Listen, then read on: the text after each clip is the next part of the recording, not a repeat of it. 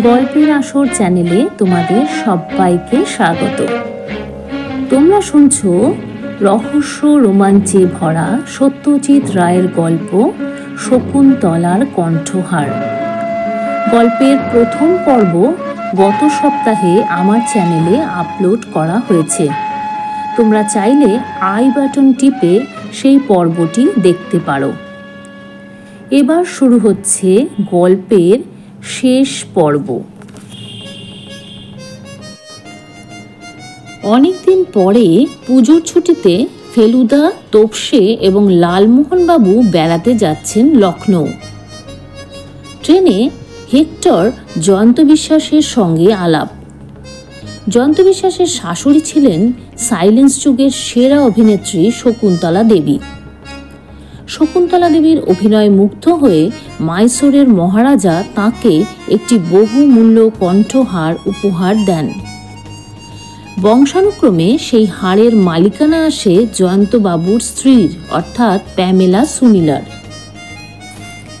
লখনৌ পৌঁছালে জয়ন্তবাবু তাঁদের বিয়ের রৌপ্য জয়ন্তী উপলক্ষে আয়োজিত একটি পার্টিতে ফেলুদা, তোপসে এবং জটায়ুকে আমন্ত্রণ জানান। সেখানে বহুমূল্য হারটি দেখে ফেলুদা, তোপসে এবং জটায়ু খুবই আশ্চর্য হয়। তারপর হঠাৎ হারটি মিসিং হয়ে যায়। যথারীতি ফেলু মিত্তিরের ওপর দায়িত্ব আসে রহস্য উন্মোচনের। সকলকে জিজ্ঞাসাবাদ করতে ফেলু মিত্তির পৌঁছে যায় হেক্টর জয়ন্ত বিশ্বাসের বাড়ি। তারপর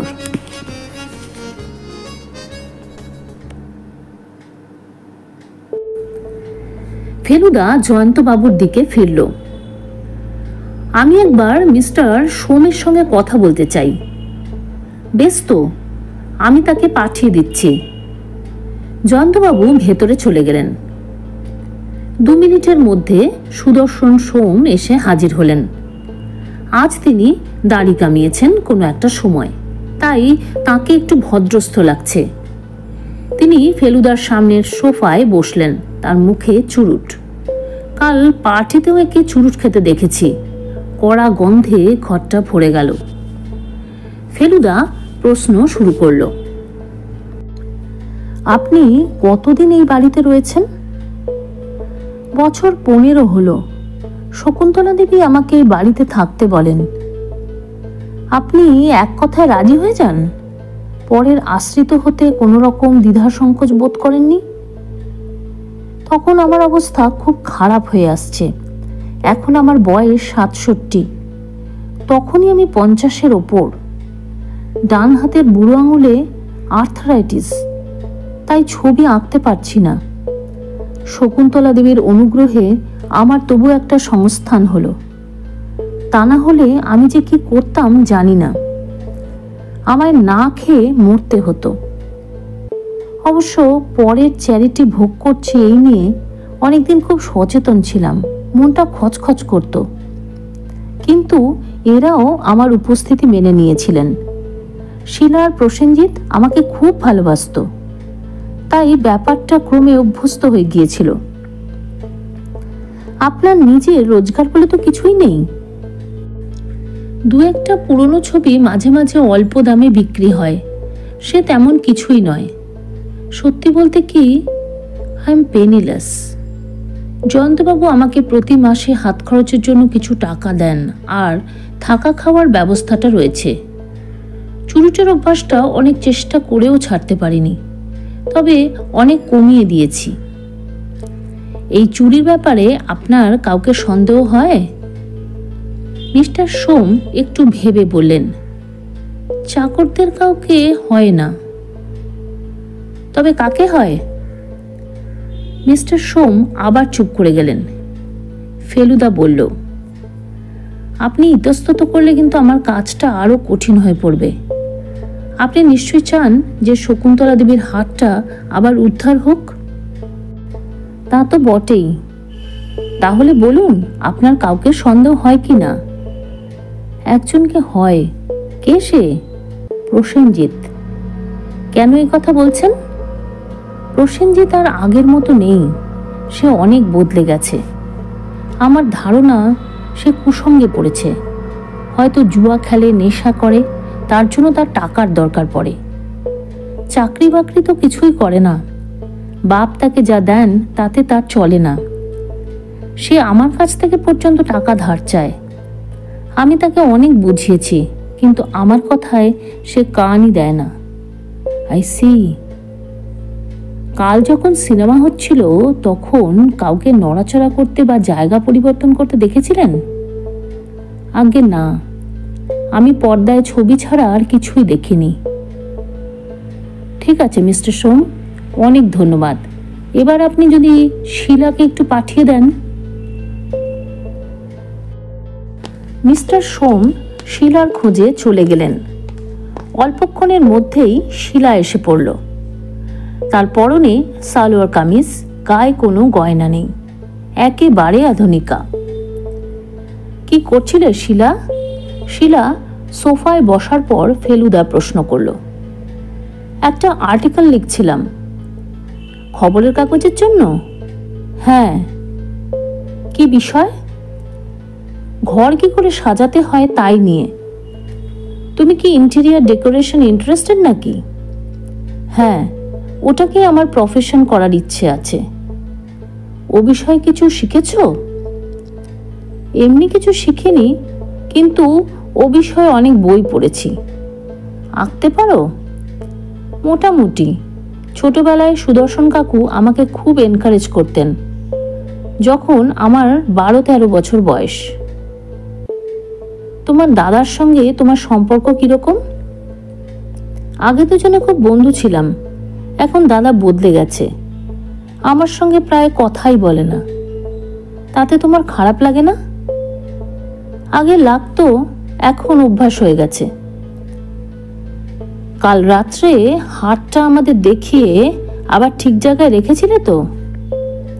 নিশ্চয়ই, চাবিও ঠিক জায়গায় রেখেছিলাম। তারপর সেটা কিভাবে উধাও হলো সে বিষয়ে তোমার কোনো ধারণা আছে? আমার কি করে থাকবে? শিলা একটু হেসে বলল। বরং আপনার থাকা উচিত, আপনি তো ডিটেকটিভ। ডিটেকটিভরা তো প্রশ্ন করেই তাদের তদন্ত করে, সেটা নিশ্চয়ই তুমি জানো। তা জানি। এই কথাটা বলার সঙ্গে সঙ্গেই দরজায় বেলের শব্দ হলো। সুলেমান দরজা খুলে দিতে প্রসেনজিৎ ঢুকল। সে আমাদের দেখে যেন একটু হকচকিয়ে গেল, কিন্তু তারপরেই সামলে নিয়ে বলল, ডিটেকশন চলছে বুঝি? ফেলুদা বলল, তোমার বোনকে প্রশ্ন করছিলাম কালকের ব্যাপার নিয়ে, এবার ভাবছি তোমাকে করব, যদি তোমার আপত্তি না থাকে। আপত্তি আছে বই কি, পুলিশও আমাকে জেরা করার চেষ্টা করছিল, আমি কোনো কথার জবাব দিইনি। কিন্তু আমি তো পুলিশ নই। ইট মেক্স নো ডিফারেন্স, কোনো কথার জবাব আমি দেব না। তাহলে কিন্তু তোমার উপর সন্দেহ পড়তে পারে। পড়ুক, আই ডোন্ট কেয়ার। শুধু সন্দেহ তো আর কিছু হবে না, প্রমাণ চাই, সে হাতটা খুঁজে পাওয়া চাই। বেশ, তুমি যখন কোঅপারেট করবে না তখন আমাদের দিক থেকেও বলার কিছুই নেই, আমরা তোমাকে ফোর্স করতে পারি না। ফেলুদা উঠে পড়ল, আর সেই সঙ্গে আমরা দুজনও। কিন্তু ফেলুদার কাজ শেষ হয়নি। সে বলল, আমি এবার বাড়ির প্ল্যানটা দেখতে চাই। শিলা বলল, চলুন, আমি আপনাকে ভেতরে নিয়ে যাচ্ছি। যা দেখলাম তা মোটামুটি এই। বৈঠকখানার পরেই খাবার ঘর, তারপর জয়ন্তবাবু আর সুনীলা দেবীর বেডরুম, তার সঙ্গে বাথরুম। এই বেডরুমের দুপাশে আরও দুটো বাথরুম সমেত বেডরুম। সে দুটোর একটাতে থাকে শিলা, অন্যটায় প্রসেনজিৎ। জয়ন্তবাবুর ঘর থেকে দুটো ঘরে যাবার জন্য রাস্তা আছে। প্রসেনজিতের ঘরের পাশে একটা ছোট্ট গেস্ট রুম আছে, তাতে থাকেন মিস্টার সোম। প্ল্যানটা দেখে বৈঠকখানায় ফিরে এলে শিলা ফেলুদাকে বলল, আমি কিন্তু 2-1 দিনের মধ্যেই অটোগ্রাফের খাতা নিয়ে আসছি। আমি তো বলেইছি। ফেলুদা বলল, যখন ইচ্ছে এসো, তবে একটা ফোন করে এসো। আমি তো এখন তদন্তে জড়িয়ে পড়েছি, কখন কোথায় থাকি বলতে পারি না। ভালো কথা, তোমার বাবাকে একবার আসতে বলবে, একটু দরকার ছিল। শিলা জয়ন্তবাবুকে পাঠিয়ে দিল। হলো আপনার কোশ্চেনিং? ভদ্রলোক জিজ্ঞেস করলেন। তা হলো, তবে আপনার ছেলে কোনো প্রশ্ন করতে দিল না। জয়ন্তবাবু আক্ষেপের ভঙ্গিতে মাথা নেড়ে বললেন, প্রসেনজিৎ ওই রকমই, ওর আশা আমি প্রায় ছেড়ে দিয়েছি। যাই হোক, আপনাকে ডাকার কারণ, মিস্টার সালডানহা কি এখনো দোকানে থাকবেন? এখন তো 5:30। এখনো নিশ্চয়ই থাকবে। তাহলে ওর দোকানের ঠিকানা আর টেলিফোন নাম্বারটা যদি দেন। জয়ন্তবাবু তখনই টেলিফোনের পাশে রাখা প্যাড থেকে একটা পাতা ছিঁড়ে ঠিকানা আর ফোন নাম্বার লিখে ফেলুদার হাতে দিলেন। এখান থেকেই ফোন করে নি, বলল ফেলুদা। সার্টেনলি। ফেলুদা ফোন করতেই ভদ্রলোককে পেয়ে গেল। উনি তখনই ফেলুদাকে চলে আসতে বললেন। আরেকজনের সঙ্গে কথা বলা বাকি থেকে যাচ্ছে, বলল ফেলুদা। তিনি হলেন আপনার শালা রতনলাল বাবু। মিস্টার সুকিয়াসকে কাল প্রশ্ন করব।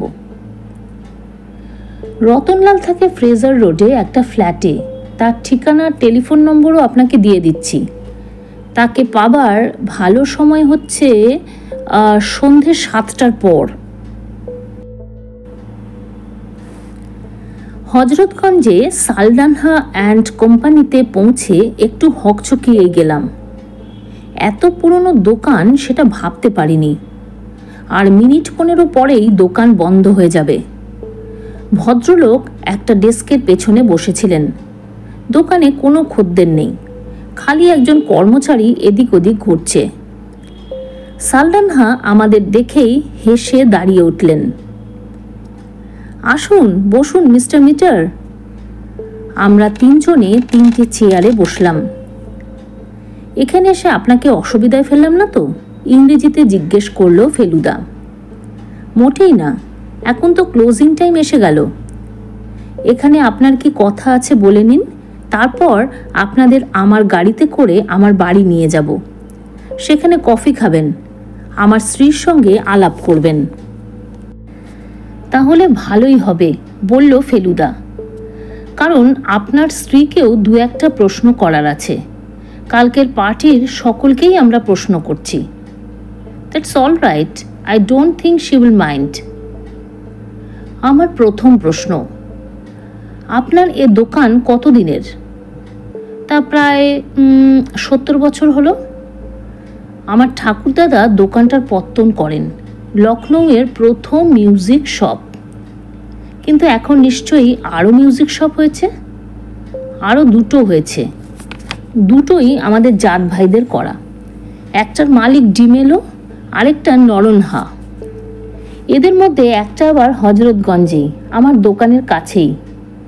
দুঃখের বিষয়, আমরা ঠিক সময়ের সঙ্গে তাল রেখে চলতে পারিনি। সেটা বোধহয় দোকানের চেহারা দেখেই বুঝতে পারছেন। আপনার ব্যবসা তার মানে ভালো চলছে না? কি আর বলবো মিস্টার মিটার, এটা কম্পিটিশনের যুগ।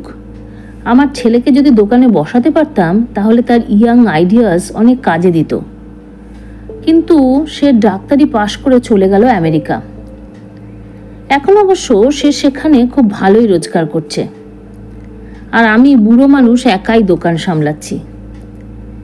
বিক্রি যে একেবারে হয় না তা নয়, আমার কিছু ফেথফুল কাস্টমার্স আছে। কিন্তু আজকাল যুগ অনেক বদলে গেছে। অনেস্টির আর দাম নেই, লোকে চায় চটক। ফেলুদা সহানুভূতি প্রকাশ করে আসল প্রশ্নে চলে গেল। কাল যে দুর্ঘটনা ঘটে গেল সেটা সম্বন্ধে আপনার কিছু বলার আছে? কি আর বলবো বলুন। ও হার যখন আমার স্ত্রী না পেয়ে আমার শালি পেল, তখন মার্গারেট একেবারে ভেঙে পড়ে। She love that necklace. কার না ভালো লাগবে বলুন, এমন একটা আশ্চর্য সুন্দর প্রাইসলেস জিনিস। আপনি বলছেন ঈশ্বরের চোখেও এটা একটা অন্যায় বলে মনে হয়েছিল? তা না হলে প্যামেলার এ ক্ষতি হবে কেন? শকুন্তলা দেবীর পক্ষপাতিত্ব ভগবানের চোখেও দৃষ্টিকটু বলে মনে হয়েছিল নিশ্চয়ই। কিন্তু কে এই হারটা নিতে পারে সে বিষয়ে আপনার কোনো ধারণা আছে? নো মিস্টার মিটার, সে বিষয়ে আমি আপনাকে কোনো রকমভাবে সাহায্য করতে পারবো না। আমার কোনো ধারণা নেই। সুনীলা দেবীর ছেলে যে কুপথে যাচ্ছে সেটা আপনি জানেন? আমি সেটা আন্দাজ করেছি। সে বোধহয় নেশা করে, আর তার জন্য তার প্রায় টাকার দরকার হয়। সালডানহা চুপচুপ করে আক্ষেপসূচক শব্দ করলেন। তারপর বললেন, দ্যাট মে বি সো, কিন্তু তাই বলে সে তার মার এমন একটা সাধের জিনিস চুরি করবে? এটা আমার কাছে একটু বাড়াবাড়ি বলেই মনে হচ্ছে। কাল ফিল্মটা চলার সময় কাউকে ঘর থেকে বেরোতে দেখেছিলেন? No, but I saw Sukias coming in. Thank you. দোকান বন্ধ করার সময় হয়ে গিয়েছিল, তাই আমরা উঠে পড়লাম। মিস্টার সালডানহার গাড়িতে তাঁর বাড়ি গিয়ে পৌঁছালাম যখন, তখন 6:15। সবে সন্ধে হয়েছে। সালডানহার বাড়ি জয়ন্তবাবুর বাড়ির তুলনায় অনেক ছোট। এটাও একতলা বাংলো টাইপের বাড়ি। ভেতরে ঢুকে বৈঠকখানায় গিয়ে হাজির হলাম। এই বৈঠকখানায় জয়ন্তবাবুর বাড়ির বৈঠকখানার বাহার নেই। বোঝাই যায় সালডানহার অবস্থা তেমন ভালো না, এবং তাঁর গৃহিণীর বাড়ি সুন্দর করে সাজিয়ে রাখার দিকে তেমন ঝোঁক নেই। মার্গারেট, ইউ হ্যাভ ভিজিটার্স বলে একটা হাঁক দিয়ে সালডানহা আমাদের পাশের সোফায় বসে পড়লেন। আমাদের অবশ্যই পর মুহূর্তেই দাঁড়াতে হলো, কারণ ঘরে মিসেস সালডানহা অর্থাৎ মার্গারেট সুশীলা দেবী এসে ঢুকেছেন। ও মিস্টার মিত্র। ভদ্রমহিলার ঠোঁটের কোণে হাসি দেখা দিল, তবে সে হাসি মুখ আলো করা হাসি নয়, কারণ হাসা সত্ত্বেও একটা অবসাদের ভাব মুখে থেকে গেল। ফেলুদা বলল, বসুন সুশীলা দেবী। আপনি বোধহয় জানেন না যে জয়ন্তবাবু কালকে চুরির ব্যাপারে আমাকে তদন্ত করতে বলেছেন। সেটা আজ সকালেই আন্দাজ করেছিলাম। সেই ব্যাপারেই আমি আপনাকে দু একটা প্রশ্ন করতে চাই। সালডানহা এই সময় উঠে পড়ে বললেন, আমি আপনাদের জন্য কফি বলছি, আর আমার পোশাকটা বদলে একটু মুখটা ধুয়ে আসছি, ততক্ষণ আপনারা কথা বলুন। সালডানহা চলে গেলেন ভিতরে। সুশীলা দেবী বললেন, কি প্রশ্ন করবেন করুন। আপনার বিয়ে হয়েছে কতদিন? 35 বছর।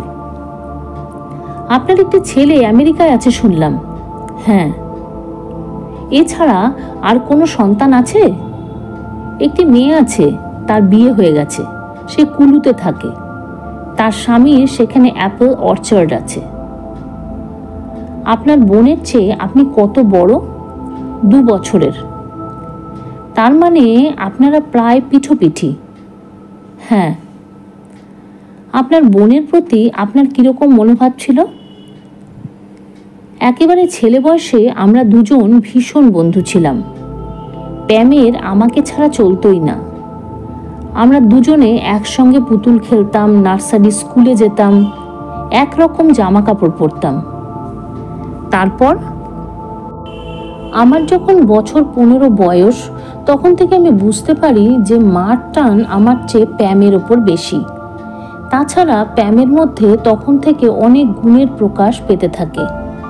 ও খুব ভালো আবৃত্তি করত, অভিনয় করত, পড়াশোনায় আমার চেয়ে ভালো ছিল, দেখতেও আমার চেয়ে অনেক সুন্দর হয়ে উঠেছিল। দেখলাম প্যামই মার আদরের হয়ে উঠেছে, আমার উপরে ভালোবাসা কমে যাচ্ছে। অবশ্যই বাবা আমাকে খুব ভালোবাসতেন, কিন্তু মার ভালোবাসা পেলাম না বলে আমার মনে একটা হিংসার ভাব জেগে ওঠে। সেটা আমি তখন কাটিয়ে উঠতে পারিনি। সবশেষে মা যখন তার হাতটা প্যামকে দিয়ে দিলেন, তখন আমার পায়ের তলা থেকে মাটি সরে গেল। এ দুঃখ ভুলতে আমার অনেক সময় লেগেছে।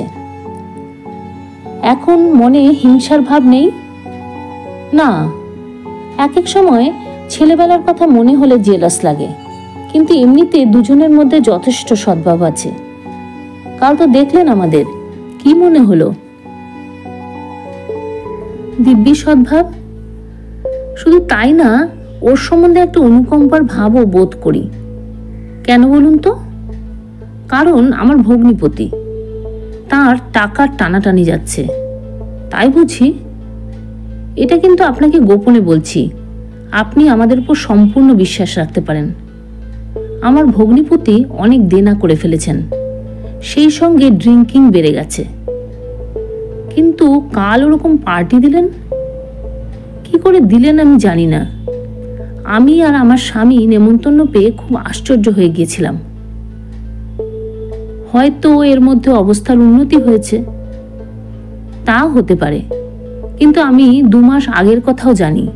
আমার বোন আমার কাছে এসে কান্নাকাটি করেছে।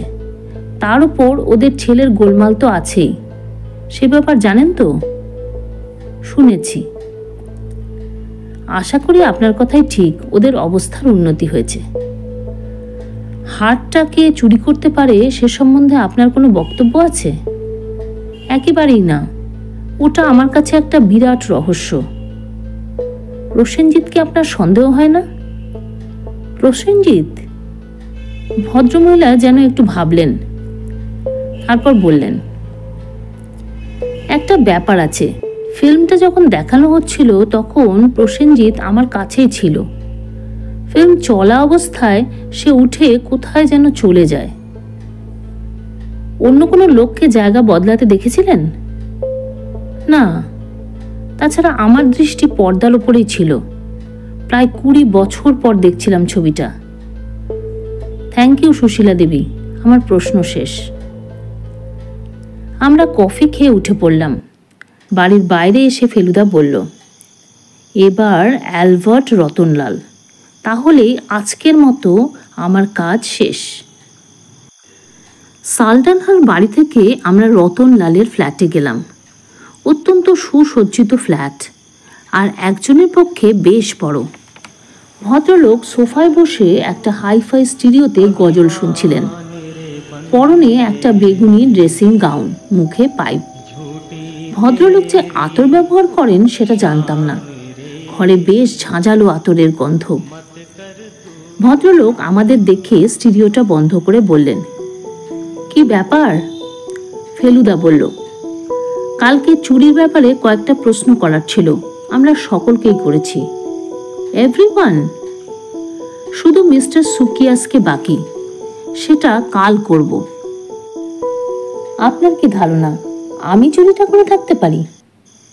মোটেই না, তবে চোর ধরতে আপনি সাহায্য করতে পারেন। I am least bothered of the theft.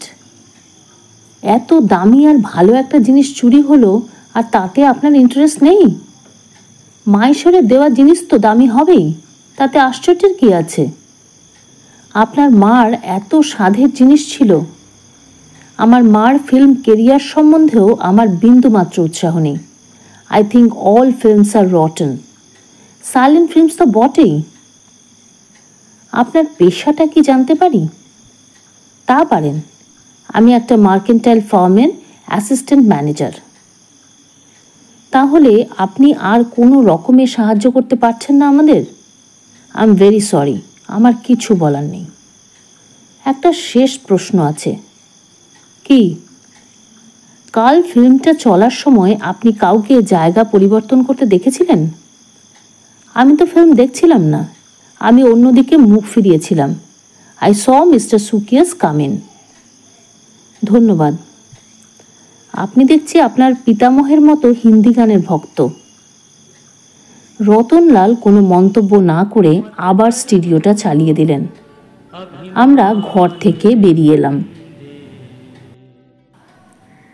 পরদিন সকালে ফেলুদা বলল, তোরা বরং দিলখুশাটা দেখে আয়, আমার একটু চিন্তা করার আছে। তাছাড়া 2-একটা টেলিফোন করারও আছে। সুকিয়াসের সঙ্গে একটা অ্যাপয়েন্টমেন্ট করতে হবে। ইন্সপেক্টর পান্ডেকেও একটা ফোন করব।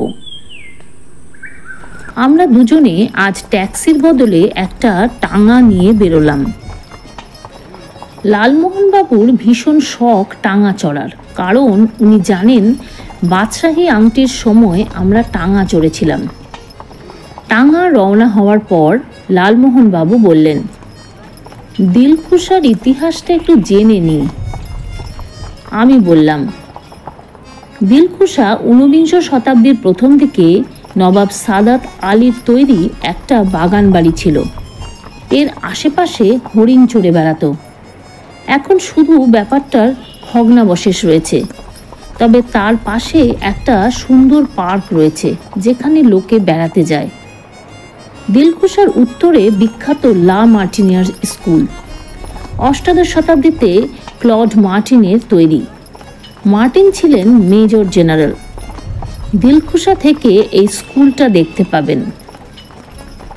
টাঙাতে যেতে যেতে মনে হচ্ছিল, সত্যি লখনৌয়ের মতো পাহাড়ের শহর ভারতবর্ষে কমই আছে। লালমোহনবাবু অবশ্য বারবারই বলছেন, ইতিহাস চোখের সামনে দেখতে পাচ্ছি। দিলখুশার ভগ্নাবশেষ দেখতে বেশি সময় লাগে না, তাই আমরা সে কাজটা শেষ করে পার্কটায় একটু বেড়াতে গেলাম। আর সেখানে গিয়েই একটা বিশ্রী ঘটনায় আমাদের জড়িয়ে পড়তে হলো। প্রথমে মনে হয়েছিল পার্কে কোনো লোকজন নেই, লোক সচরাচর হয় বিকেলের দিকে। আমরা ফুল বাগানের মধ্য দিয়ে খানিক দূর হাঁটার পর একটা গাছের পেছনে একটা বেঞ্চির খানিকটা অংশ দেখলাম, আর সেই সঙ্গে মানুষের গলার আওয়াজ পেলাম। গাছটা পেরোতেই যে দৃশ্যটা দেখলাম তাতে আমাদের বুকের ভেতরটা ছ্যাঁত করে উঠল। দেখি কি, প্রসেনজিৎ আর দুটি তারই ধাঁচের ছেলে বেঞ্চিতে বসে কি যেন খাচ্ছে। তিনজনেরই চুল উস্কো খুস্কো আর চোখ ঘোলাটে। ওরা যে নেশা করছিল তাতে কোনো সন্দেহ নেই।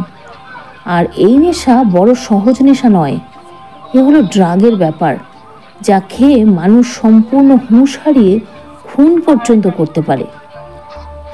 প্রসেনজিৎ এত মুশকুল ছিল যে সে আমাদের প্রথমে দেখতেই পায়নি। তারপর যখন দেখলো তখন তার মুখে এক অদ্ভুত ক্রূর হাসি ফুটে উঠল। ডিটেকটিভের চেলাদের দেখছি, ডিটেকটিভ কোথায়? প্রশ্ন করলো সে জড়ানো গলায়। তিনি আসেননি, বললেন লালমোহন বাবু। আহা, এমন একটা দৃশ্য দেখতে পেলেন না? আমরা চুপ। চোর ধরা পড়ল? বিদ্রুপের সুরে প্রশ্ন করল প্রসেনজিৎ। এখনো পড়েনি। আমাকেই তো সকলে সন্দেহ করছে, তাই না? কারণ আমার টাকার অভাব, লোকের কাছে ধার চাইতে হয় ঘণ্টাখানেক স্বর্গবাসের জন্য। শুনুন, I can tell you this, হার চুরি করার মতো বোকা আমি নই। আমার লাক খুলে গেছে। আমি বেশিরভাগ টাকা পাই জুয়া খেলে। মাঝে মাঝে লোকের কাছে ধার করতে হয়, কারণ এ জিনিস একবার ধরলে আর ছাড়া যায় না। আপনি ধরলে আপনিও আর ছাড়তে পারবেন না মিস্টার থ্রিলার রাইটার। একবার ট্রাই করে দেখুন না, আপনার লেখা অনেক ইমপ্রুভ করে যাবে। মাথার মধ্যে গল্পের প্লট ভিড় করে আসবে। কি মিস্টার রাইটার, কি বলেন? আমরা দুজনেই নির্বাক। এরকম একটা দৃশ্যের সামনে পড়তে হবে ভাবতেই পারিনি। তবে একটা কথা বলে রাখি, হঠাৎ তড়াক করে দাঁড়িয়ে খসখসে গলায় বলল প্রসেনজিৎ। তারপর তার জিন্সের পকেট থেকে একটা ফ্লিক নাইফ বার করে খ্যাঁচ করে বোতাম টিপে ফলাটা বার করে সেটা আমাদের দিকে বাড়িয়ে বলল, আজকের কথা যদি ঘূর্ণাক্ষরেও কেউ জানতে পারে তাহলে বুঝবো সেটা আপনাদের কীর্তি। তখন বুঝবেন এই ছুরির ধার কত। নাও ক্লিয়ার আউট ফ্রম হিয়ার। বেগতিক ব্যাপার, এখানে থাকা আর নিরাপদ নয়, আর কোনো প্রয়োজনও নেই। যা দেখবার তা দেখে নিয়েছি, আর এ দৃশ্য শুধু আমরাই দেখেছি, আর কেউ দেখেনি। আমরা দুজনে আবার টাঙা করে হোটেলে ফিরে এলাম। সারা পথ দুজনের মুখে একটিও কথা নেই। হোটেলে ফিরে দেখি আমাদের ঘরে শিলা বসে আছে, তার হাতে অটোগ্রাফ খাতা। আমাদের দেখে শিলা উঠে পড়ল। বলল, আপনার কিছুটা সময় নষ্ট করে গেলাম। এনিওয়ে, সইয়ের জন্য ধন্যবাদ। আশা করি আপনার ডিটেকশন সফল হবে। শিলা চলে গেলে পর লালমোহনবাবুকে বলতে দিলাম ফেলুদাকে দিলখুশার ঘটনাটা। ফেলুদা সব শুনে বলল, আমার ওর চোখের চাউনি দেখে সন্দেহ হয়েছিল ও ড্রাগ ব্যবহার করে। ও ছেলের ভবিষ্যৎ অন্ধকার। কিন্তু তাহলে ওই কি কণ্ঠহার চোর? লালমোহনবাবু জিজ্ঞেস করলেন। ফেলুদা কোনো উত্তর না দিয়ে বলল, ভালো কথা, আপনাদের আরেকবার একটু বেরোতে হবে। Why sir? সুকিয়াসের টেলিফোন খারাপ, অ্যাপয়েন্টমেন্ট হয়নি। আমি বেরোতাম, কিন্তু শিলা এসে পড়ল। ওর বাড়িতে গিয়ে অ্যাপয়েন্টমেন্ট করতে হবে। চট করে বেরিয়ে পড়লে এখনো ওকে বাড়িতে পাওয়ার চান্স। আমার মাথায় একটা জিনিস দানা বাঁধছে, তাই আমি বেরোতে চাচ্ছি না। যা তপসে, ট্যাক্সি নিয়ে বেরিয়ে পড়। লালমোহনবাবু একটা স্বস্তির নিঃশ্বাস ফেলে বললেন। জেরা শুনতে শুনতে প্রাণ হাঁপিয়ে উঠেছিল। এবার তবু একটা কাজ পাওয়া গেল। আমরা দুজনে বেরিয়ে পড়লাম। 7 নম্বর লাটুস রোড বলতেই ট্যাক্সি আমাদের সোজা গন্তব্যস্থলে নিয়ে গেল। আমরা ট্যাক্সিটাকে 5 মিনিট অপেক্ষা করতে বললাম। বেশ বড় একতলা বাড়ি। গেটের গায়ে মার্বেল ফলকে লেখা এস সুকিয়াস। গেট দিয়ে ঢুকে দুদিকে বাগান, তাতে নানা রকমের ফুল। বাগানের মধ্য দিয়ে পথ গাড়ি বারান্দায় পৌঁছেছে। বাড়ির বয়স অন্তত 50 বছর তো হবেই। আমরা কলিং বেল টিপতে একজন বেয়ারা এসে দরজা খুলে দিল। লালমোহনবাবু জিজ্ঞেস করলেন, मिस्टर सुकियास है? जी हाँ हुजूर, आपका शुभ नाम? जरा बोलिए, मिस्टर मीटर के पास से 2 आदमी आए हैं, 1 मिनट बातचीत के लिए। হিন্দিতে কটা ভুল হলো জানি না, কিন্তু বেয়ারা ব্যাপারটা বুঝে নিল। আমাদের 1 মিনিট অপেক্ষা করতে বলে সে ভেতরে চলে গেল। 1 মিনিট পরে যে বেয়ারা বেরিয়ে এলো, তার চেহারাটাই পাল্টে গেছে। দৃষ্টি বিস্ফারিত, হাত পা ঠক ঠক করে কাঁপছে, মুখ দিয়ে কথাই বেরোচ্ছে না। क्या हुआ? রুদ্ধশ্বাসে জিজ্ঞেস করলেন লালমোহনবাবু। आप लोग अंदर में आइए, কোনো রকমে বলল বেয়ারা। আমরা বেয়ারার পিছন পিছন ভেতরে ঢুকলাম। বেয়ারা সেইভাবে কাঁপতে কাঁপতে বৈঠকখানা পেরিয়ে একটা ঘরে নিয়ে গিয়ে ঢোকালো আমাদের। ঘরটা হলো যাকে বলে স্টাডি। চারদিকে নানা রকম শিল্পদ্রব্য আর বইয়ে ঠাসা আলমারি। ঘরের মাঝখানে একটা বড় টেবিল, তার পেছনে একটা রিভলভিং চেয়ার। সেই চেয়ারে বসে টেবিলের ওপর হুমড়ি খেয়ে পড়ে আছেন মিস্টার সুকিয়াস। পরনে সাদা শার্ট, তার পিঠ রক্তে লাল। এমন বীভৎস দৃশ্য আমি কমই দেখেছি। কি হরিবল ব্যাপার, বললেন লালমোহনবাবু।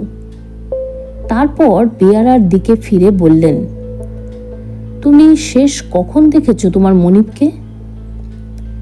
বেয়ারা আমতা আমতা করে যা বলল তাতে বুঝলাম মিস্টার সুকিয়াস সকালে ব্রেকফাস্ট করে এই ঘরে চলে আসেন কাজ করতে। তিনি নিজেই সব করেন, তার সেক্রেটারি নেই বা বাড়ির অন্য কোনো লোক নেই। বেয়ারা এই সময়টা প্রয়োজন না হলে তাকে ডিস্টার্ব করে না। আজও সেই একই নিয়ম মানা হয়েছে। সকালে কোনো লোক ওর সঙ্গে দেখা করতে আসেনি? আমি জিজ্ঞেস করলাম। বেয়ারা মাথা নাড়ল। नहीं हुजूर, कोई नहीं आया।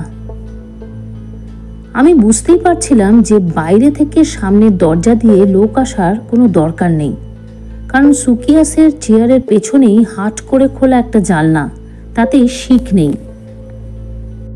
খুনি যে সেই জানলা দিয়ে ঢুকেছে তাতে কোনো সন্দেহ নেই। তোমাদের তো টেলিফোন খারাপ, তাই না? লালমোহনবাবু প্রশ্ন করল। हाँ हुजूर, 2 रोज से खराब है। কিন্তু আমি বললাম, পুলিশের কথা ভুলে গিয়ে চলুন ট্যাক্সি নিয়ে হোটেলে ফিরে গিয়ে ফেলুদাকে নিয়ে আসি, যা করার ওই করবে। তাই চলো। আমরা 10 মিনিটে হোটেলে পৌঁছে গেলাম।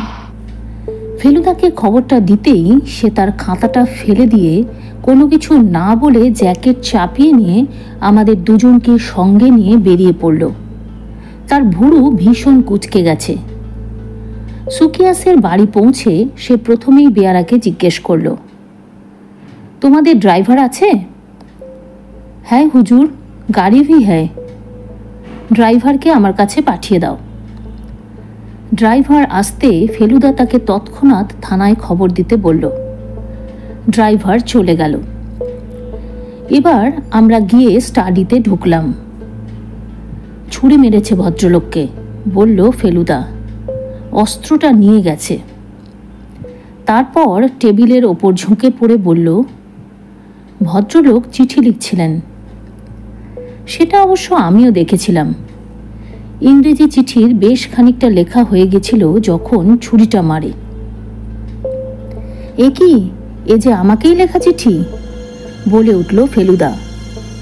তারপর বলল, যদিও পুলিশ আসার আগে এখানে কিছু নড়চড় করা উচিত না, চিঠিটা যখন আমার তখন সেটার ওপর আমার নিশ্চয়ই একটা ক্লেম আছে।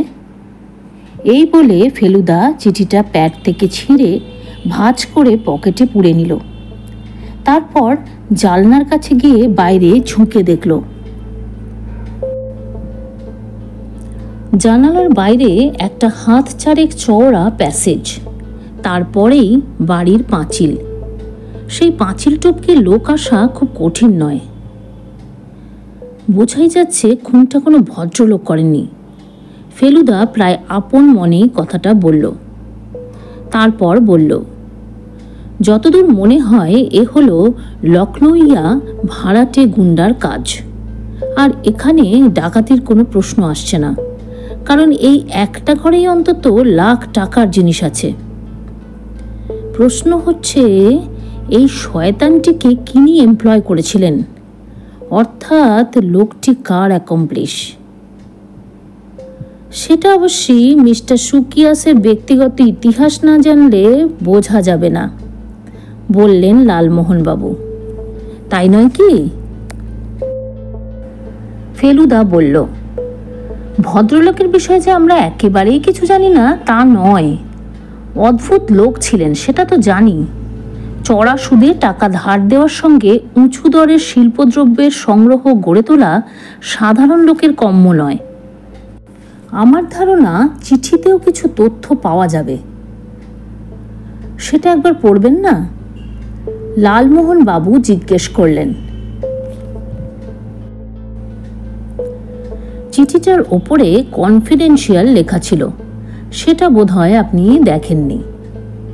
ওটা পড়ব যথাস্থানে যথাসময়ে। আততায়ীকে সুকিয়াস দেখেছিলেন বলে তো মনে হয় না, কাজেই তার আইডেন্টিটি তো আর চিঠিতে থাকবে না। 10 মিনিটের মধ্যেই পুলিশ এসে গেল। আবার ইন্সপেক্টর পান্ডে ফেলুদার সঙ্গে করমর্দন করে বললেন, আপনি তো আমাদের টেক্কা দিয়েছেন দেখছি। তা দিয়েছি, কিন্তু এখন থেকে এ কেসের ভার সম্পূর্ণ আপনাদের উপর। আমি আর এতে নাক গলাতে চাই না, কারণ তাতে কোনো লাভ হবে না। শুধু আততায়ীকে ধরলে পরে আমাকে একটা খবর দেবেন। আপনি তার মানে চললেন? হ্যাঁ, তবে আপনার সঙ্গে হয়তো 2-1 দিনের মধ্যেই আবার দেখা হবে, কারণ আমি সেই চুরির মামলাটা মোটামুটি সলভ করে এনেছি। বলেন কি? তাই তো মনে হচ্ছে। আমরা কিন্তু মিস্টার বিশ্বাসের ছেলেকে সন্দেহ করছি। আপনিও কি তাই? সেটা এখনো বলতে পারছি না, আমায় মাফ করবেন। আমরা ডেফিনিট প্রুফ পেয়েছি ও ড্রাগসের খপ্পরে পড়েছে। ওর পিছনে একজন লোকও লাগিয়ে দিচ্ছি আমরা। Well, best of luck. এখন তো আপনাদের হাতে আরেকটি ক্রাইম পড়ল। আচ্ছা, একটা প্রশ্ন আছে। গুন্ডা লাগিয়ে খুন সবখানেই সম্ভব, এবং সেটা লখনৌতেও সম্ভব বোধ হয়। খুব বেশি মাত্রায়। থ্যাঙ্কস। কোনো একটা মামলার মাঝখানে ফেলুদাকে এত নিষ্কর্মা হয়ে পড়তে দেখিনি কখনো। আমরা পরপর 2 দিন লালমোহনবাবুকে নিয়ে লখনৌ শহর দেখিয়ে বেড়ালাম। আমি একবার জিজ্ঞেস করলাম, ফেলুদা, কি ব্যাপার বলো তো, তুমি এত চুপচাপ বসে আছো কেন? ফেলুদা বলল, অর্ধেক মামলার সমাধান হয়ে গেছে, বাকি অর্ধেক পুলিশের সাহায্য ছাড়া হবে না। আমি এর মধ্যে পাণ্ডের কাছ থেকে 2 বার ফোন পেয়েছি। মনে হয় পাকা খবর আর 2 দিনের মধ্যেই পেয়ে যাব। পুলিশের ব্যাপারটা কি সুকিয়াসের খুনের সঙ্গে জড়িত? ইয়েস, বলল ফেলুদা। আর হার চুরি? সেটা নিয়ে আর ভাববার কিছু নেই। আর সুকিয়াসের খুন সম্বন্ধে তোমার কি কোনো ধারণাই নেই? আছে, কিন্তু প্রমাণ চাই। সেই প্রমাণটা পুলিশ গুন্ডাটাকে ধরতে পারলেই পেয়ে যাব। কে খুন করিয়েছে সে সম্বন্ধে আমার একটা পরিষ্কার ধারণা আছে। আরও একটা দিন এইভাবেই কেটে গেল। আমরা জটায়ুকে নিয়ে মিউজিয়াম দেখিয়ে আনলাম। এখন জটায়ুর লখনৌ দেখা শেষ বললেই চলে। আমাদের কলকাতায় ফিরতে আর 2 দিন বাকি আছে। দুপুরবেলা ফেলুদা যে ফোনটা আশা করেছিল সেটা এলো মিস্টার পাণ্ডের কাছ থেকে। কথা বলার পর ওকে জিজ্ঞেস করতেই ফেলুদা বলল, কেস খতম। ওরা গুন্ডাটাকে ধরেছে, শম্ভু সিং বলে এক পাঞ্জাবি। সে আদালতে দোষ স্বীকার করেছে, আসল লোককে দেখিয়ে দেবে বলেছে। যে ছুরিটা দিয়ে খুন করা হয়েছিল সেটাও পাওয়া গেছে। তাহলে এখন কি হবে? রহস্য উদ্ঘাটন আজ সন্ধে 7টায় জয়ন্ত বিশ্বাসের বাড়িতে। এরপর ফেলুদাকে পরপর অনেকগুলো ফোন করতে হলো। প্রথমে অবশ্য জয়ন্তবাবুকে। ভদ্রলোক রাজি হয়ে গেলেন, বললেন, বাকি সবাইকে তাহলে আপনি খবর দিয়ে দিন, আপনি তো সকলের টেলিফোন নাম্বারই জানেন। ভীষণ উৎকণ্ঠা নিয়ে 6:45টার সময় হেক্টর জয়ন্ত বিশ্বাসের বাড়িতে গিয়ে হাজির হলাম। ইন্সপেক্টর পাণ্ডেও এসে পড়লেন 7টার 5 মিনিট আগে। সঙ্গে 2 জন কনস্টেবল আর আরেকটি লোক যার হাতে হাত করা। বুঝলাম সেই হচ্ছে খুনি গুন্ডা। 7টা বেজে 5 মিনিটের মধ্যেই সকলে এসে পড়ল। সকলে বলতে তালিকাটা দিয়ে দিই। জয়ন্তবাবুর বাড়ির 5 জন, সালদানহার বাড়ির 2 জন আর রতনলাল ব্যানার্জি।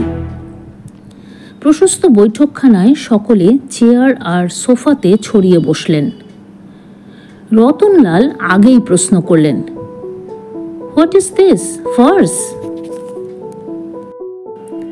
ফেলুদা বলল, আপনি এটাকে প্রহসন বলে মনে করতে পারেন, কিন্তু আর সকলের কাছে ব্যাপারটা বোধ হয় খুবই সিরিয়াস। হাতটা পাওয়া গেছে কি? চাপা স্বরে প্রশ্ন করলেন সুনীলা দেবী। যথাসময়েই এর উত্তর পাবেন, বলল ফেলুদা। তারপর উঠে দাঁড়িয়ে সমবেত সকলের উপর একবার চোখ বুলিয়ে বলল, রহস্যের সমাধান হয়েছে। বলাই বাহুল্য এটা পুলিশের সাহায্য ছাড়া হতো না। আমি আপনাদের এখন ঘটনাটা বলতে চাই। আশা করি আপনাদের মনে যে সমস্ত প্রশ্ন রয়েছে তার জবাবও আমার কথায় পেয়ে যাবেন। আই হোপ খুব বেশি সময় নেবেন না, বললেন রতনাল ব্যানার্জি। আমার একটা ডিনার আছে, যতটুকু দরকার তার 1 মুহূর্ত বেশি নেব না, বলল ফেলুদা। সবাই চুপ। তাহলে এবার শুরু করি। করুন, বললেন জয়ন্তবাবু। গোড়াতেই বলে রাখি যে এখানে 2টো তদন্তের ব্যাপার নিয়ে আমাদের কারবার। এক হলো শকুন্তলা দেবীর হার চুরি, আর দ্বিতীয় হলো মিস্টার সুকিয়াসের মার্ডার। এই তদন্তের ব্যাপারে আমি সকলকে জেরা করি। তার মধ্যে সকলেই যে সবসময় সত্যি কথা বলেছেন তা নয়। তাদের মিথ্যে কিছু ধরা পড়েছে অন্যের জেরাতে। কেউ কেউ কিছু কিছু জিনিস লুকোতে চেয়েছেন, কেউ কেউ আবার আমার প্রশ্নের জবাবই দেননি। হাড়ের ব্যাপারে অনেককে সন্দেহ করা চলতে পারত। তার মধ্যে ছিলেন শ্রীমান প্রসেনজিৎ, যিনি ড্রাগের নেশা ধরেছেন এবং সে ড্রাগ কেনার জন্য তার প্রায়ই টাকার দরকার হয়। সে টাকা তিনি ওর কাছ থেকে ধার করেন এবং জুয়া খেলেও জোগাড় করেন। তারপর আরেকজনকে সন্দেহ করা চলতে পারে। তিনি হলেন সুদর্শন সোম। পরের আশ্রিত তিনি, অভাবী লোক, হয়তো সে অবস্থা থেকে মুক্তি পাওয়ার জন্য তিনি হারটা চুরি করেছিলেন। তাছাড়া আছেন মিস্টার সালনহা। তার দোকান ভালো চলছে না, তিনি নিজের অবস্থার উন্নতি করার জন্য হারটা চুরি করে থাকতে পারেন। একজনের উপর সন্দেহ করার কোনো কারণ ছিল না, তিনি হলেন জয়ন্তবাবু। কারণ তার জবানিতে তিনি বলেছিলেন যে তার ব্যবসা ভালোই চলছে, তার টাকার কোনো অভাব নেই।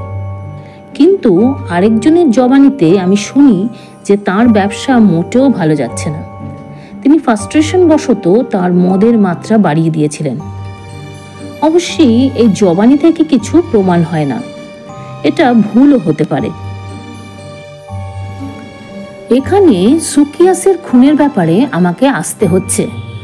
তিনি যখন খুন হন তখন একটা চিঠি লিখছিলেন। চিঠিটা প্রায় শেষ হয়ে গিয়েছিল এবং সেটা আমাকে উদ্দেশ্য করে লেখা। এই চিঠি লেখার কারণ হলো তাকে হঠাৎ কানপুর চলে যেতে হচ্ছিল সেই সকালেই, তাই আমাকে তিনি কোয়েশ্চেনিংয়ের জন্য সময় দিতে পারছিলেন না। কিন্তু কানপুর যাওয়ার আগেই তিনি খুন হন। এই চিঠি থেকে আমি দুটো তথ্য জানতে পারি। এক হলো এই যে শকুন্তলা দেবীর হারটা অবশেষে জয়ন্তবাবু তাকে বিক্রি করতে রাজি হয়েছিলেন 2 লাখ টাকায়। এই হারটা আর 3 দিনের মধ্যেই সুকিয়াসের হস্তগত হওয়ার কথা ছিল, কিন্তু তার আগেই হারটা চুরি হয়ে যায়। দ্বিতীয় তথ্য হলো এই ঘরে সমবেত সকলের মধ্যে একজন আছেন যিনি মিস্টার সুকিয়াসের কাছ থেকে 50,000 টাকা ধার করেন 1.5 মাস আগে। তিনি বলেছিলেন টাকাটা 1 মাসের মধ্যেই সুদ সমেত ফেরত দিয়ে দেবেন, কিন্তু দেননি। সুকিয়াস তাকে অনেক অনুরোধ করেও টাকাটা আদায় করতে পারেননি। তখন তিনি বলেন আইনের আশ্রয় নেবেন। এইসব তথ্য আমার জেরায় প্রকাশ পেয়ে যেত বলেই তাকে খুন হতে হয়। অবশ্যই যিনি খুনটা করিয়েছিলেন তার পক্ষে সুকিয়াসের চিঠির কথা জানার কোনো উপায় ছিল না, কারণ খুনের সময় তিনি সেখানে উপস্থিত ছিলেন না। যিনি উপস্থিত ছিলেন অর্থাৎ এই ভদ্রলোকের অ্যাকমপ্লিশ, তাকে পুলিশ ধরেছে এবং সে তার অপরাধ স্বীকার করেছে। আর এটাও সে বলেছে যে যে তাকে এমপ্লয় করেছিল তাকে সে দেখিয়ে দেবে। ফেলুদা এবার পান্ডের দিকে ফিরল। মিস্টার পান্ডে, আপনি আপনার লোককে আনান তো। 2 জন কনস্টেবল গিয়ে শম্ভু সিংকে নিয়ে এলো। ফেলুদা বলল, তোমাকে যে খুনটা করতে বলেছিল সেই লোক কি এখানে রয়েছে? শম্ভু সিং এদিক ওদিক দেখে বলল, হ্যাঁ হুজুর। তাকে দেখাতে পারবে? ওই যে সেই লোক, বলে একজন বিশেষ ব্যক্তির দিকে শম্ভু সিং তার হাত করা পরা 2টো হাত একসঙ্গে তুলে দেখালো। সকলে অবাক হয়ে দেখল যে রতনলাল ব্যানার্জির মুখ থেকে তার পাইপটা খসে ঠক্কার শব্দে মাটিতে পড়ল। হোয়াট ননসেন্স ইজ দিস, বলে উঠলেন রতনলাল ব্যানার্জি। ফেলুদা বলল, আপনি ননসেন্সই বলুন আর ফার্সি বলুন, your game is up mister Banerjee. সমস্ত ঘরে একটা থমথমে ভাব, তার মধ্যে ফেলুদা কথা বলে চলল। আপনাকে একটা প্রশ্ন করতে চাই মিস্টার অ্যালবার্ট রতনলাল ব্যানার্জি, আপনার কিসের জন্য 50,000 টাকা ধার করার প্রয়োজন হয়েছিল সেটা বলবেন কি? আই উইল নট, এখনো তেজের সঙ্গে বললেন রতনলাল। তাহলে আমিই বলি, বলল ফেলুদা। আপনি যা রোজগার করতেন তার চেয়ে অনেক বেশি খরচ করতেন। সুকিয়াস লিখেছে আপনি বাইজিদের পেছনে অঢেল টাকা ঢালতেন। আমরা যেদিন আপনার ঘরে গিয়েছিলাম সেদিন আতরের গন্ধ পেয়েছিলাম। আমার ধারণা আমরা আসার আগে আপনার ঘরে একজন বাইজি ছিলেন, তাকে আপনি ভিতরে পাঠিয়ে দেন। আপনি নিজে আতর ব্যবহার করলে পার্টির দিনেও নিশ্চয়ই করতেন, কিন্তু সেদিন কোনো গন্ধ পাইনি। আমার মনে হয় আপনি আপনার পিতামহের স্বভাব পেয়েছিলেন, তাঁরও শেষ জীবনে অর্থাভাব হয়েছিল। আপনিও সেই একই কারণে সুকিয়াসের দ্বারস্থ হয়েছিলেন। ও মাই গড, মাথা হেঁট করে রুদ্ধস্বরে বললেন Ratanlal, I am finished. Inspector Pandey ও একজন কনস্টেবল তার দিকে এগিয়ে গেলেন। ফেলুদা বলল, আমার বক্তব্য অবশ্য এখনো শেষ হয়নি। এখনো একটা রহস্য উদ্ঘাটন হতে বাকি আছে। সেটা হলো শকুন্তলা দেবীর কণ্ঠহার। সেটা জয়ন্তবাবু নিতে চেয়েছিলেন, কিন্তু পারেননি, কারণ সেটা তার আগেই অন্য একজনের হাতে যায়। কার? চাপা স্বরে জিজ্ঞেস করলেন সুনীলা দেবী। এখানে আমি একটা কথা বলতে চাই, বলল ফেলুদা। একটা ধারণা হয়েছিল যে সেদিন পার্টিতে যখন ফিল্মটা দেখানো হচ্ছিল, সেই অন্ধকার অবস্থাতেই বুঝি কেউ গিয়ে হারটা নিয়ে আসে। কিন্তু আসলে ফিল্ম যখন চলে তখন পর্দা থেকে প্রতিফলিত আলোয় ঘর আর সম্পূর্ণ অন্ধকার থাকে না। আমি সেদিন প্রজেক্টরের পাশে দাঁড়িয়েছিলাম। আমার দৃষ্টি শুধু পর্দার দিকে ছিল না।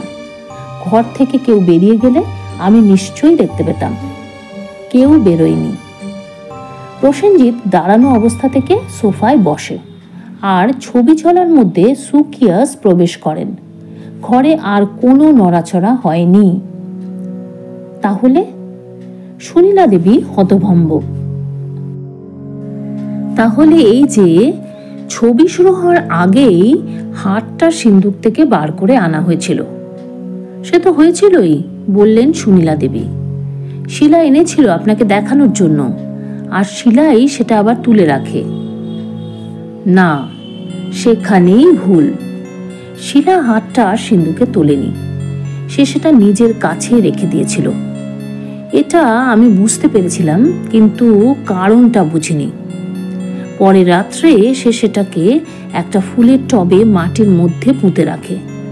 একথা শিলা নিজে আমাকে বলেছে। এই যে সেই হার। ফেলুদা তার কোটের পকেট থেকে হারটা বার করে ঘরের মাঝখানে টেবিলের ওপর রাখল।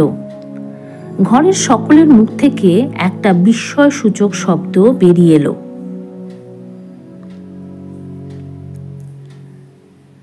সুনীলা দেবী বললেন, কিন্তু সে এরকম করলো কেন? কারণ সে তার ঘর থেকে আপনার এবং আপনার স্বামীর মধ্যের কথোপকথন শুনে ফেলেছিল। তার শোবার ঘর তো আপনাদের শোবার ঘরের পাশেই, এবং মাঝখানের দরজা খোলাই থাকে। মাঝরাতে তার ঘুম ভেঙে যায়। তখন আপনি আপনার স্বামীকে বলছিলেন যে হারটা আপনি সুকিয়াসকে বিক্রি করতে রাজি আছেন। এই সিদ্ধান্তে পৌঁছতে অবশ্যই আপনার অনেকটা সময় লেগেছিল, কিন্তু শেষ পর্যন্ত যে আপনি রাজি হয়েছিলেন সেটা তো ঠিক। এমন দুর্ঘটনা যাতে না ঘটে তাই শিলা হারটা সরিয়ে রেখেছিল, এবং সে এটা করেছিল বলেই আজও হারটা আপনাদের কাছেই আছে, এবং আশা করা যায় থাকবে। এমন জিনিস হাতছাড়া করাও একটা ক্রাইম। হোটেলে ফিরে এসে লালমোহন বাবু মাথা চুলকে বললেন, মশাই, লখনৌ মানে তো ভাগ্য এখনই। তা এখানে ভাগ্যটা কার সেটা তো আমি ঠিক বুঝতে পারছি না। ফেলুদা বলল, কেন পাচ্ছেন না? ভাগ্য আপনার, কারণ আপনি আবার ফেলু মিত্তিরের একটা তারাবাজি দেখতে পেলেন বিনে পয়সায়। আমি বললাম, তাছাড়া সুনীলা দেবীদেরই ভাগ্য ভালো যে হারটা তাদেরই রয়ে গেল, থ্যাঙ্কস টু মেরি শিলা। যা বলেছ তপেশ ভাই, বললেন লালমোহন বাবু। শিলার মতো মেয়ে বড় একটা দেখা যায় না, তাই না ফেলুবাবু? ফেলুদা বলল, শকুন্তলা দেবীর হারটা যদি সত্যি করে কেউ কদর করে, সে হলো মেরি শিলা বিশ্বাস।